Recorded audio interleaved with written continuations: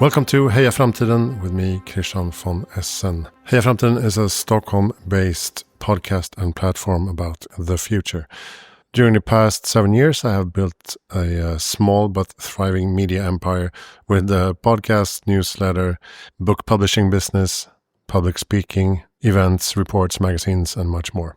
Most of this stuff is in Swedish, of course, but I think there are around 100 episodes in English, so you can find them in your podcast player. I've actually created a Spotify playlist with all the English episodes, so you can listen to them in one go if you like. Many of the podcast episodes touch upon the food system in one way or another. And today we're going to meet with Matthieu Vincent from Digital Food Lab. He explains a bit about the current food tech trends that we're seeing at the moment. And this episode was recorded in the fall of 2024, but I think it's safe to say that these trends and insights are as relevant today as they were a few months back. I also work as a reporter for Impact Loop, which is a Swedish news media covering the impact industry. And we recently launched a website for the European and international market called impactloop.com. So please visit that website and sign up for the newsletters so you can get daily updates on what's happening within the impact ecosystem in Europe and abroad. That's it from me for now. Please enjoy my conversation with Matthieu and make sure to check out our other episodes in your podcast player. Welcome back to Heja Framtiden, the Swedish podcast on the future. My name is Christian von Essen. I'm recording here today from Kristianstad. Spot on Food is the name of the conference, and it's hosted by Krinova. Standing now here with Matthieu Vincent from Paris and Digital Food Lab. Welcome to the show. Hello. You started Digital Food Lab in 2017, right? After making an exit from another food tech startup. And you dove straight into the whole food tech ecosystem, now working as a consultancy. Is that a correct description? Exact. Perfect. You gave a speech today earlier on stage about some of the interesting things happening in this space. Can you give us a sort of snapshot of where we are at the moment? You talked about the different hype curves, etc. There have been a lot of difficulties and challenges for the food tech industry, but there are still some interesting opportunities left. Yeah, exactly. If we start by basically data, if we just look at how much investment is going into food tech, things are not so great right now. Basically, we've went from around 12 billion per quarter to around 3 to 4. So that's minus 75%, depends on the regions. So kind of pretty bad, basically. It's the same thing as other tech industries, but basically what we can say is that we need more money to transform food, to have a food revolution. So that's the first part. But if we look inside these trends or where this money is going, basically there are many topics where we see still a lot of innovation, a lot of entrepreneurship. So number one would be around sustainability in agriculture. How do we make farming, livestock more sustainable with bio-inputs, with stuff to reduce methane emissions would be number one. And number two is how do we make our food products healthier for humans and for the planet itself. So it would be new ingredients, new technology to create proteins, sugar, fat, etc. So a very set of two or both topics that are the most relevant right now. And do you see that we're moving from consumer companies trying to market a brand into more, like you're saying, produce ingredients for the food system and develop new processes that are more sustainable?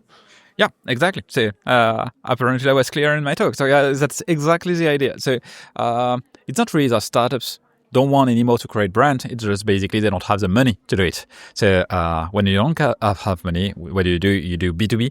And that's what basically we're seeing. Startups shifting from B2C, or we want to go all the way to the consumer to we'll sell these ingredients to big food companies that have already big brands. And the topic of this day is preparedness and resilience. You brought up the case for food tech in that development as well, that we need innovators, we need science to actually create a more resilient food system.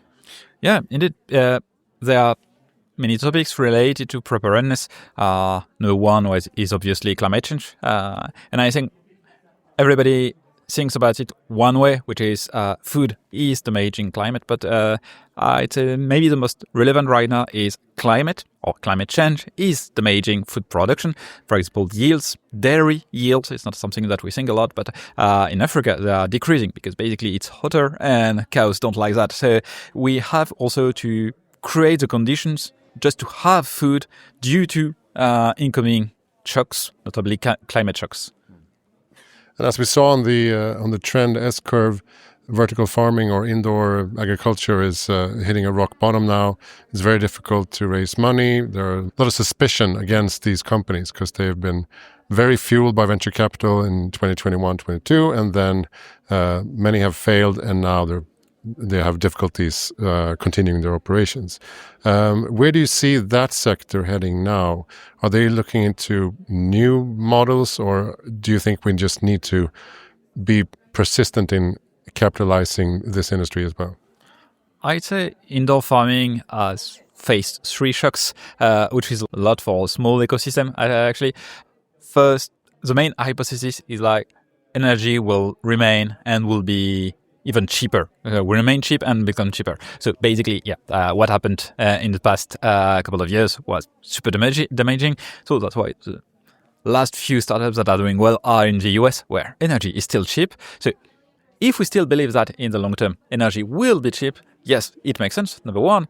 And there is also money was abundant, and actually VCs, venture capitalists, put a lot of money, but also a pressure to grow to companies that did not have the tech to grow. So that's the main reason. So the tech still needs some maturation and will arrive to maturity, and then maybe money will be useful. So we see some opportunities in areas like specialty ingredients. For example, you are a cosmetic company or a flavor house, and basically what you need are very specific ingredients, and now you're sourcing them basically in China. And maybe you want some resilience in your supply chain to face potential shocks, which are not related to climate, and there you are ready to pay to have these ingredients produced close to your home in indoor farms. Would be interesting stuff, but we see stuff like beer. For example, in the next decades, producing beer in beer regions will be super complicated because they will be too hot for barley and hops. So maybe indoor farming will make sense there. Have you been affected yourself by this downturn in food tech? Initially, and it was quite normal, but it was also this downturn was related to inflation, and so it was really bad for the big food companies. So at some point they were like, what can we cut first? Oh, innovation and consulting. So basically I'm selling consulting and innovation, so that was kind of bad. But now they're like, maybe we need a bit of innovation, no? Oh, we don't know how to do it internally. So they're coming back. So I talked to another person today working with the really big food companies, and she said that they will eat up any disruptive startup coming out on the market, basically. Do you think that's the case, or can a small startup actually disrupt this market? Small startup can disrupt, but it's really complicated. You have to grow really fast to have almost unlimited access to capital, etc. But I think big companies will absorb these disruptors, but not in the sense that they will absorb them to kill them. They will just digest them. For them, it's a way to grow. Big food companies don't grow organically. They don't launch innovation. They just buy anything that is making 100 million plus sales. So the big question is, how do we collectively, as an innovation ecosystem, create the condition for startups to grow from 0 to 1? We know how to do that. To 1 to 10, that's complicated, and from 10 to 100. And there, we don't know how to do it. That's the big question. I usually ask you, what is your best tip for making the world a better place in the future? That's a really good question. I'd say, notably from some of the discussion that we had on alt proteins, etc., broaden your scope. Okay, you don't want to eat alt proteins, cellular agriculture stuff, etc. You don't want to eat insects, I don't know what. But seeing that in other places in the world, it may make sense. So broaden your scope and your perspective. And you mentioned briefly CRISPR and gene editing in your talk. Do you think that EU should move towards a more open attitude towards that technology? What I'm slightly worried about is like Europe is moving towards that, but like in the shadows, because we're trying to do it without telling the consumers.